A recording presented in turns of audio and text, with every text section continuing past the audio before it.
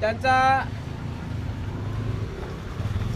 आपल्या शहरातला seat number 13, 19, 180 व 81 त्याचा सिटी सर्वे नंबर 37 आहे। आणि त्या सिटी सर्वेच्या क्षेत्रफळ ऐकून आम्ही सर्व प्रशासकीय यंत्रणेशी चर्चा केल्याच्या नंतर असं आमच्या निदर्शनात आलं की त्या सिटी सर्वे सिटी सर्वे 37 मध्ये 87,394.88 चौरस मीटर ही सर्व एकूण जागा आहे।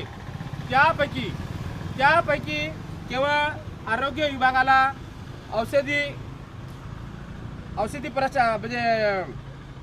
औषधी भंडार आणि त्यांच्या निवासस्थानाकरिता या 87,394.88 या एकूण जागेच्या क्षेत्रफळापैकी त्यांना फक्त 12,600 स्क्वेअर फूट जागा मंजूर झालेली आहे। आणि 87,394.88 पैकी 12,600 म्हणजे 1 हेक्टर 26 ही जमीन अधिकृत त्यांना जिल्हाधिकारी या लोकांना अंधारात ठेवून त्यांना ती जागा हस्तांतरित केलेली आहे। आणि सदर जागा हस्तांतरित झाली असेल तरी एक लोकांच्या हिशोबाने, आरोग्याच्या हिशोबाने इथं जे काही औषधी भंडार होत आहे हे सर्व आपल्या वाशिम जिल्ह्याच्या सुखसुविधेसाठी त्यांचा तो कार्यक्रम आहे। त्यांना आमच्या शुभेच्छाच आहेत। परंतु आमचे लोक सुद्धा बेघर झाले नाही पाहिजे याची सुद्धा प्रशासनाने दखल घेणं ही गरजेचं होतं, परंतु त्यांनी कोणत्याच प्रकारची दखल घेतलेली नाही। म्हणून 87,394.88 चौरस मीटरपैकी 12,600 चौरस मीटर ही आरोग्य विभागाला देण्यात आलेली जागा आहे।